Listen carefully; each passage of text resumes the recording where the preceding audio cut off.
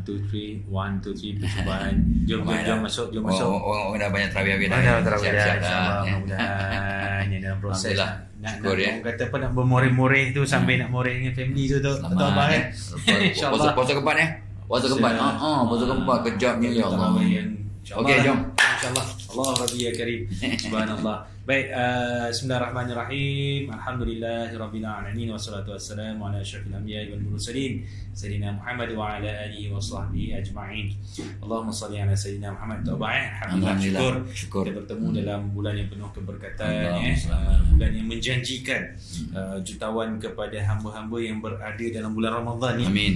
Kan, subhanallah. Baik, topik malam ni Abah untuk kita bincang dan kita sembang-sembangkan selepas kita balik tarawih ni, sama-sama kita makan moreh dengan family tu semua Kok lah ada makanan berbuka tadi yang tak habis jangan dibazirkan tu Abah kan. Jadi kita makan untuk moreh, tak jadi masalah insyaAllah. So topik kita hari ni pada malam ni tu Abah tentang berkaitan dengan anak yang sanggup berhenti kerja untuk jaga mak. Allahu Rabbi, subhanallah. Betapa besarnya pengorbanan tu Abah kan. Allahu Akbar. Baik, kita nak bawa topik ni tu Abah sebab nampak topik ni macam viral pada ketika ini. So bagus juga dia dijadikan satu bahan viral yang tu Abah kata apa, InsyaAllah dia memberi contoh teladan dan kebaikan tu kepada publik, kepada umum. Semua anak lah. Semua anak. Jadi kadang-kadang bila kita tengok macam-macam isu yang diviralkan oleh masyarakat tu Abah.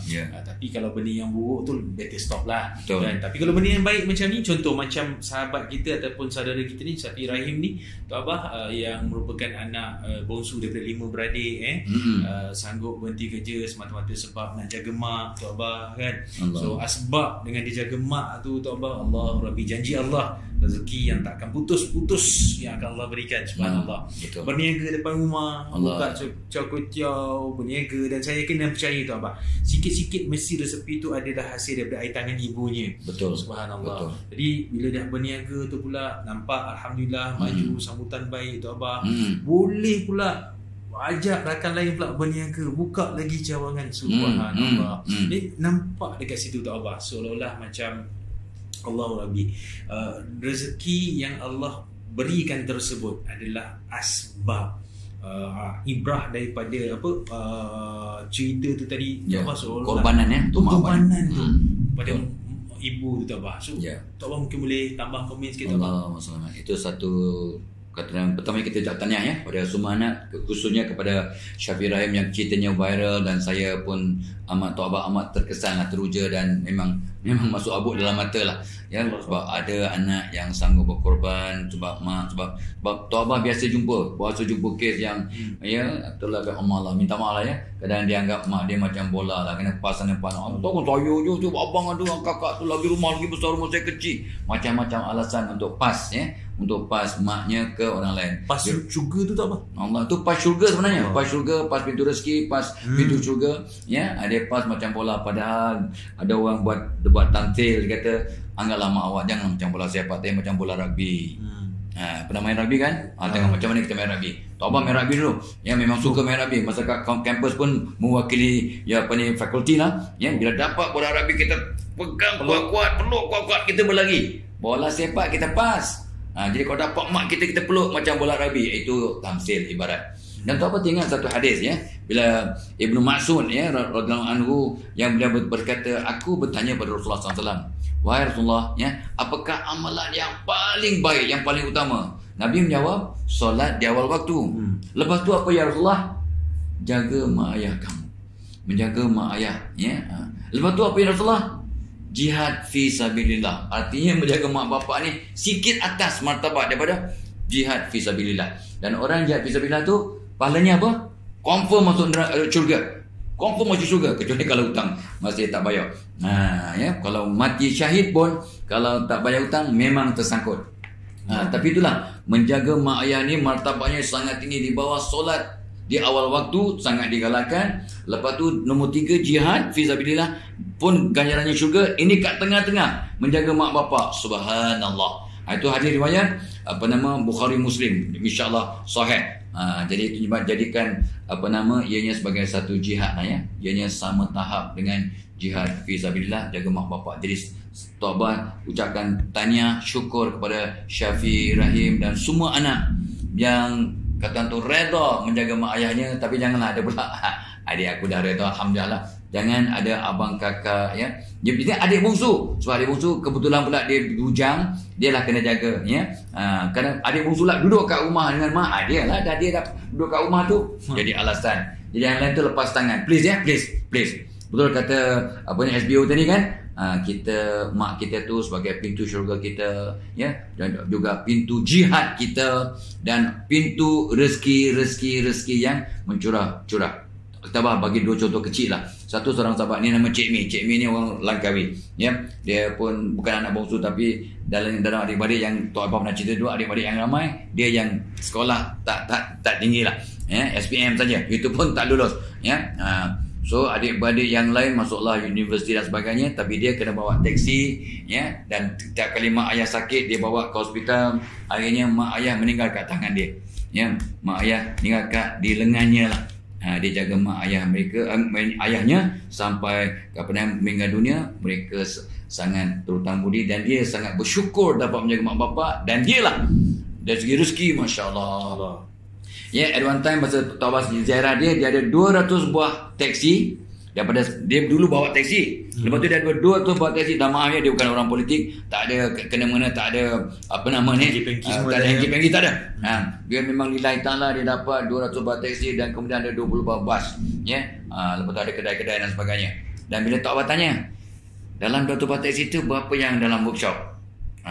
Lah ni ada 2-3. Ya Allah, saya kata dalam 200 buah teksi 2-3 yang rosak at one time. Berkat sebab Tok Abah pernah tanya kawan tu, dia ada teksi 100, berapa dalam workshop? 30 dalam workshop. 100, dia ada 200, 2-3 je dalam workshop. That means berkat.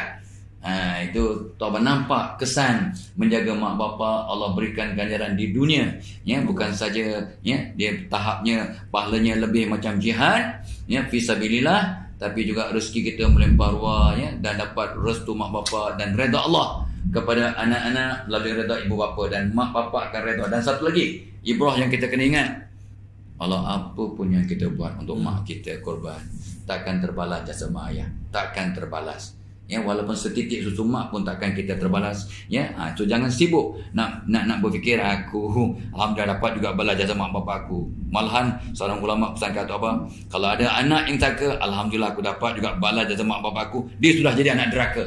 Sebab dia mengatakan bahawa seolah dia mampu membalas jasa mak bapak dia, kita tak akan terbalas no matter what yang kita lakukan ya. Itu dia. Subhanallah Tok Abah kan. So maksudnya Tok Abah ialah macam yang Tok Abah katakan tadi, whatever yang kita buat, kita berbakti kepada ibu dan bapa ni, kita akan dapat yang utama tu, keberkatan terhadap hidup, keberkatan terhadap rezeki, keberkatan terhadap amal ibadah yang kita lakukan. Subhanallah. Benarlah bahawa ibu tu adalah tiket untuk seseorang itu menuju ke syurga Allah. Sebab itulah apa yang Nabi SAW nyatakan dalam hadis riwayat Tirmizi, sesungguhnya kata Nabi SAW, redha Allah itu terletak kepada redha ibu bapanya kepada dirinya. Allahu Akbar. Maka tanpa redha ibu, tanpa redha bapanya, maka hilanglah redha Allah kepada seseorang manusia ataupun seorang insan tersebut. Allahu Rabbi ya Karim. Dan dalam surah Al-Isra ayat 23 pun Allah menyatakan bahawa yang bermaksud, dan Tuhanmu telah perintahkan supaya engkau tidak menyembah selain daripada Allah semata-mata,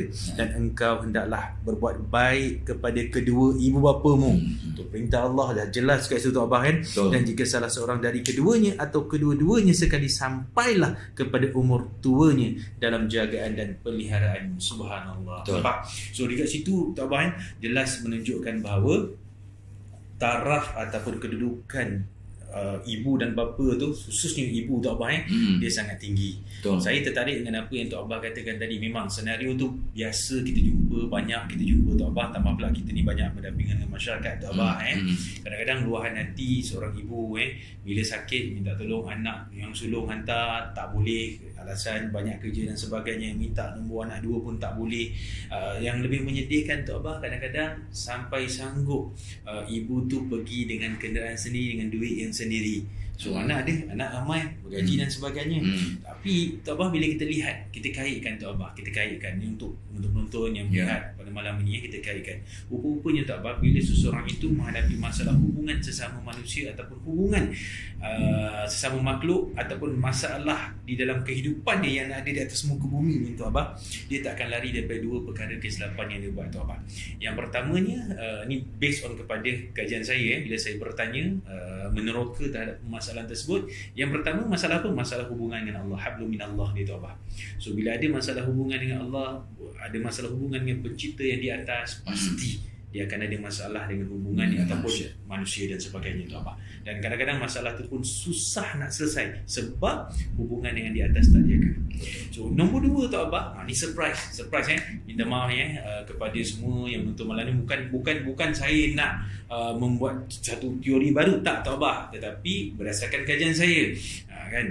Nombor 2 adalah bila mana seseorang itu melakukan kesilapan, kesalahan, mengecilkan hati ibu, dan pendek kata dia ada masalah dengan ibu dia, InsyaAllah dia pun akan ada masalah dalam kehidupan dia. Itu yang kadang-kadang buat sesuatu usaha dah pulun habis dah, berniaga dah habis cantik dan sebagainya dalam soal mencari rezeki, tapi rezeki itu tidak datang seperti mana yang diharapkan. Kan? Macam yang abah bagi contoh tadi itu abah kan. Memang sempit. So maka jalan tersebut, ruang tersebut memang Allah akan kecilkan, Allah akan susahkan. Nauzubillah min zalik. So inilah yang tu abah yang kita nak tekankan dekat sini, termasuk di kita tu abah. Macam saya alhamdulillah masih lagi ada ibu tu abah kan.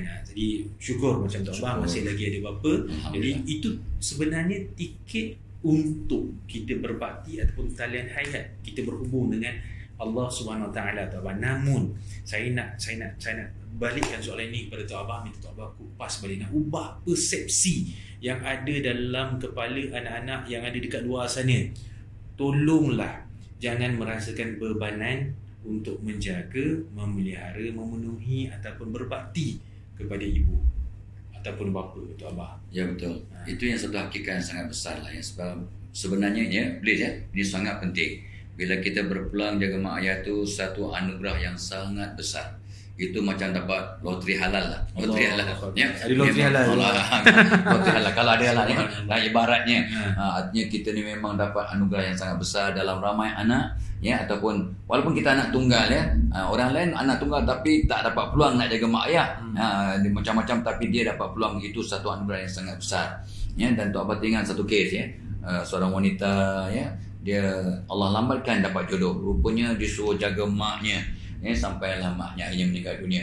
Dia pun dia nak naik pangkat pun tertahan sebab dia terpaksa jaga, ambil cuti, jadi dia kurang sikit. Tapi meninggal ada maknya, dia dah jaga dengan sepenuh hati dengan 3-4 tahun, maka dia punya kenaikan melampaui orang yang dulu yang dah depan dia. Allah. Dia dapat potong. Dia dapat potong. Itu kerja dengan kerajaan. Magic berlaku, ajaib berlaku. Sebab kalau ikut logik tak boleh berlaku. Ni kerja dengan kerajaan ada sistem, ada dia punya peraturan, ada dia punya protokol. Tapi Allah lompatkan satu kes. Soal lagi kerja dengan bank. Ni pun tu abah kenal secara peribadi. Dia ni pegawai bank senior. So bank nak suruh dia naik pangkat jadi manager bank, pericawangan. Tapi kena transfer lah ke daerah lain. Dia tolak dengan penuh hikmah. Dia kata aku tak nak, bukan sebab apa, aku nak jaga mak aku yang sudah uzur. Jadi dia patut jadi bank manager, dia branch manager, memang melipat ganda dia punya gaji. Tapi tak, dia dapat gaji yang sesuai, tapi Allah balas.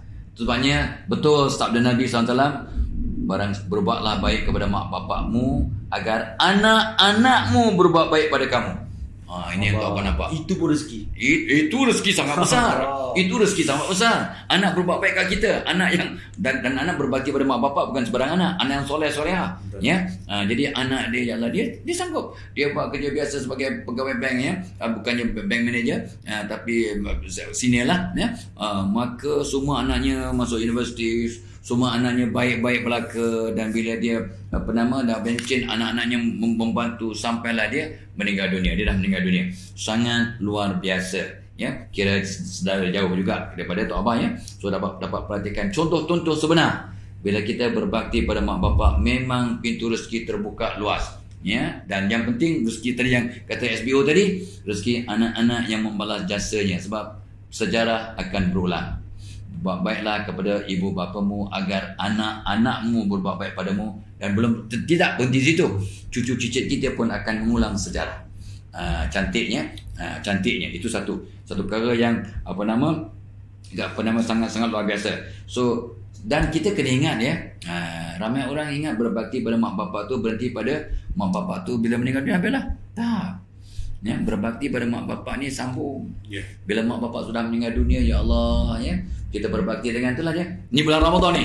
Tiap kali kita berinfak, kita bersedekah, niatkan, ya Allah, aku sedekah RM10 ni, sedekah subuh ke, sedekah kat masjid ke, sedekah kepada siapa, anak yatim ke, mana-mana sedekah, sebab online, banyak sekarang sedekah online. Aku sedekah ni untuk diriku, sekeluarga, untuk mak ayahku, ya, yang sudah sudah di alam barzah. Kita sampai insyaAllah sampai, ya.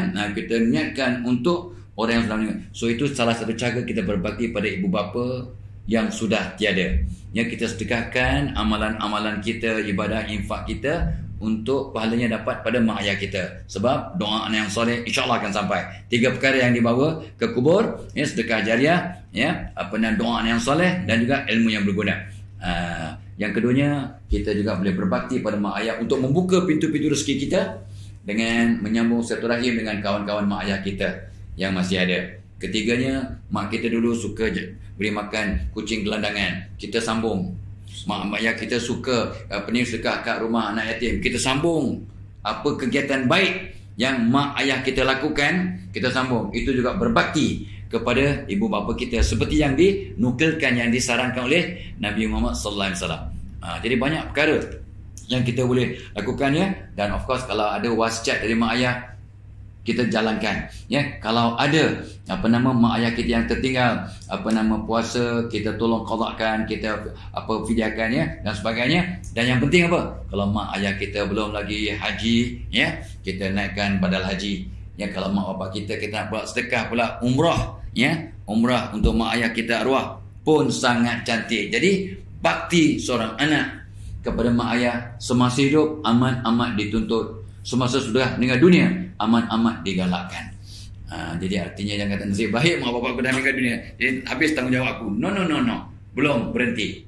Ya, selagi kita belum mati, tanggungjawab kita untuk mak ayah kita yang sudah tiada masih berterusan, agar anak-anak kita akan membuat perkara yang sama atau lebih baik semasa kita sudah tiada, insya-Allah. Allahu Akbar. Saya tertarik apa yang Tok Abah katakan tadi tu. Memang disebut sebenarnya dalam hadis riwayat Abu Daud, di mana seorang lelaki bertemu dengan Nabi SAW, bertanya kepada baginda Nabi SAW, "Wahai Rasulullah, seandainya ibu bapaku telah meninggal dunia, apakah yang patut aku buat? Bolehkah aku berbakti lagi? Adakah peluang untuk aku buat bakti kepada kedua ibu bapaku yang telah meninggal?" Nabi kata apa? Ada, mesti ada lagi. Lalu Nabi kata apa? Ada 4 cara. Yang itulah yang Tok Abah katakan tadi tu, kan? 4 cara, iaitu doakan, kemudian memohonlah keampunan kepada kedua ibu bapa kamu. Subhanallah. Yang ini kadang-kadang Tok Abah, anak-anak mungkin terlepas pandang dekat sini. Kesedihan bila mana kehilangan orang yang tercinta, ibu ataupun ayah tu, dia stop sampai dekat situ je, tanda kubur je. Sebulan, 2 bulan, 3 bulan, betul hilang. Nanti muncul balik bila time raya, Tok Abah. Nauzubillahi min zalik. Sebenarnya yang Nabi ajar adalah bagaimana? Adalah dengan cara setiap hari, kalau boleh, ibu-ibu, bapa-bapa, termasuk saya yang bercakap pada ketika ini, setiap kali kita sembahyang, setiap kali kita solat, selepas kita sembahyang 5 waktu, di dalam tadahan doa kita kepada Allah SWT, jangan lupa Allahumma rabbi fili wa liwalidayya warhamhuma kama rabbayani shaghira. Mintalah sesuatu, mintalah keampunan kepada Allah SWT terhadap kesilapan, kesalahan arwah ibu atau bapa kita. Tak arwah pun tak apa. So maknanya walaupun mereka masih hidup, tetapi sebagai seorang anak menjadi tanggungjawab untuk kita meminta keampunan kepada kedua ibu bapa kita. Subhanallah. Baik, bab kata Tok Abah tadi, anak-anak yang mendoakan, meminta keampunan kepada kedua ibu bapanya di dalam doanya, subhanallah, jangan risau, maka Allah akan melahirkan ke dalam hati anak-anaknya pula akan meminta keampunan kepada dirinya, insya-Allah. Subhanallah. Insya-Allah. Nampak dia punya rentetan tu, Tok Abah. Subhanallah. Baik, Tok Abah, kadang-kadang kita melihat dewasa ini, ada juga di kalangan anak-anak ni, Tok Abah, dia jadi macam satu perbalahan. Perbalahan untuk siapa yang nak jaga mak ni bila mak dah terlalu uzur. Macam Tok Abah kata tadi lah, kadang mak ni dia ada 10 orang anak ataupun 5 orang anak, tetapi kenapa mak pilih kita? So subhanallah, rupanya mak pilih kita tu sebab dorongan daripada Allah mencetuskan ke dalam hati mak untuk pilih kita, sebab Allah nak bagi rezeki kita melalui ibu yang uzur, ibu yang tua tersebut. Kadang-kadang yang inilah tak apa, kadang-kadang minta maaf tak apa, persepsi atau mentaliti masyarakat ataupun sesetengah anak-anak yang sukar untuk memahami, merasakan benda itu sebagai beban. Perkara itu menjadikan sebagai yang menyusahkan, tak boleh nak melancong, tak boleh nak ke sana, tak boleh nak kemari dan sebagainya. Tetapi ialah bagaimana tu Abah untuk kita menyuntik rasa ke dalam jiwa anak-anak ni supaya mereka merasakan bahawa perbuatan ataupun tindakan mereka berbakti kepada mak bapak tu dia bukannya bebanan. Itu sebenarnya satu tarbiyah yang Allah cuba terapkan ke dalam jiwa seorang anak tersebut. Betul. Allahumma selamat. So itulah yang selalu kita diwar-warkan. Sampai kadang kita bukanlah jemu, tapi kadang memang tak nampak. Kalau tak terasa, kalau tidak mengalami, kita tak nampak. Ya, mak jaga anak 10, insyaAllah. Semua besar, semua sama, insyaAllah. That's right. 10 anak nak jaga mak seorang. Itulah dia. Macam main bola sepak. Tapi yang Tok Abah biasa jumpa ni lah. Kita cakap tentang realiti, praktikalnya. Tok Abah biasa jumpa, ada kawan tu dia kata, kenapa suka sangat ni? Cik sibuk nak pergi shopping. Ni lepas ni 1 bulan ni giliran saya jaga mak saya. Saya tunggu sangat. Tok Abah meleleh mata. Ya Allah, bagusnya kalau lah anak aku nanti bila aku datuk macam ni, aku aman bersyukur pada Allah. Kawan saya ni excited macam nak raya, macam lebih daripada raya lah. Dia sibuk, happy muka berseri. Aku nak pergi shopping ni, nak beli barang sebab mak aku nak datang ni, mak aku suka ni, mak ni. Dia, so sekarang giliran saya, bulan ni giliran saya. Dan lepas tu saya tunggu dah berapa bulan ni tunggu untuk giliran untuk jaga mak bapak saya ni, mak saya ni. Dia seronok. Saya minta semua anak ya, berasa seronok dan bahagia. Bak kata SBO tadi, itu satu anugerah Allah. Kalau kita ada peluang, rugilah. Hadis yang kita selalu dengar. Rugi apa ya Rasulullah? Rugilah orang yang berpuasa 1 bulan. Ni sekitar dalam Ramadan ni, berpuasa 1 bulan tapi tak dapat keampunan. Masya Allah, sedihnya, dapat lapar dan dahaga. Rugilah orang yang ada mak ayah yang sudah tua, perlukan bantuan, tapi anak-anak tidak beriman kepada mak bapak sampai dapat pahala masuk syurga. Itu dijanjikan oleh Allah. Kita jaga mak ayah kita dengan ikhlas, syurga dia punya ganjarannya, insyaAllah. 2, rugilah orang yang disebut namaku tapi dia terlampau bakhil untuk menjawab sallallahu alaihi wasallam. Itu 3 perkara ya yang selalu kita dengar. Tapi yang nombor 2 tu dari isu kita ni, itu tuan nampak tu. Jadi bagaimana kita nak memujuk? Nak memujuk itulah ya. Itu sebab tu Abah bagi contoh sebenar. Ya, jadi kita bagi sebenar supaya kita nampak. Rupanya teori aja, bukan teori. Ada ramai anak-anak di Malaysia yang begitu seronok ya. Pakcik-makcik saya seronok sangat, bergilir-gilir ya. Pakcik-makcik saya bla mak bergilir-gilir nak jaga mak bapaknya, maknya yang sudah uzur, yang kena potong kaki sebab kencing manis, berebut nak berkhidmat pada maknya tu. Itu satu. Yang keduanya ada juga ya, keluarga yang tak berkenal ya, yang mereka ya ada seorang adik volunteer. Adik tu adik bongsu volunteer nak jaga mak. Okey, baik dek, kami akan sama-sama bantu ya. Dia besarkan rumah adik tu. Dia besarkan rumah, dia buat bilik khas untuk rumah adik tu ya, untuk mak. Lepas tu tak apa dek, kami pakat-pakat kita akan, adik tak kerja lah, full time jaga mak ya, bersama keluarga dia. Lepas tu dia bagikan pula maid. Pakat-pakat lah, pakat yang mampu lah ya, maid ya, pembantu ya. Lepas tu dia bagi pula sumbangan macam gaji lah ya, allowance untuk adik itu. Masya Allah, cantiknya. Tapi mak bapak ni, adik-adik semua datang ziarah selalu dan menjaga mak sama-sama. Bukannya lepas tangan ke adik just because of money, dengan aku dah bagi duit takkan aku apa lagi. No. Ya, mak tu memanglah awak ditadikan mewah ya dan sebagainya. Adik ni jaga full time ni dah tak kerja kan, jaga full time jaga mak, jadi kuranglah hebat macam kita. Tapi mak nak juga ya, bukan duit kita saja, kehadiran kita. Sebab mak walaupun anak 15 orang, setiap anak penting untuk mak. Setiap anak itu wajahnya, sentuhannya ubat terapi untuk ibu. So please ya, mereka yang ada daripada 15 orang pun datang ziarah mak, mak akan bahagia. Ada mak cakap kat Tok Abah, walaupun saya anak 12 orang, Tok Abah, tapi kalau seorang tak sampai masa raya, rasa nak telan pun tak telan makan. Nak makan ketupat tak tertelan. Saya nak tengok anak-anak saya yang 12 orang ni. Tapi tahun ni kita tak tahu, mungkin kita tak boleh merentah negeri, kita berdoa lah. Sebab kita yang buat silap, maka kita sekarang dapat bencana. Itu satu perkara. Ya, so kita cari jalan, tapi takkan rugi orang bermesyuarat mesyuarat baik-baik, takkan menyesal dalam istikharah. Tahu istikharah banyak. Ni Ramadan Karim. So bangun pagi untuk sahur. Rugilah orang yang bangun sahur tapi tak solat minimum 2 rakaat untuk solat tahajud ke, solat hajat ke, istikharah ke. Pastikan anda dan Tok Abah dan kita semua kita solat paling kurang 2 rakaat, lepas tu berdoa sebelum sahur, berdoa untuk dapat ilham macam mana aku nak jaga mak bapa aku ni yang sudah uzur ni dalam keadaannya menang-menang untuk semua adik-adik aku. So takkan rugi orang bermusyarat, takkan misal orang istikharah. Lepas tu bincang elok-elok, cari jalan. Pasti ada jalan untuk mereka yang berdoa. Pasti ada harapan untuk mereka yang sentiasa berusaha.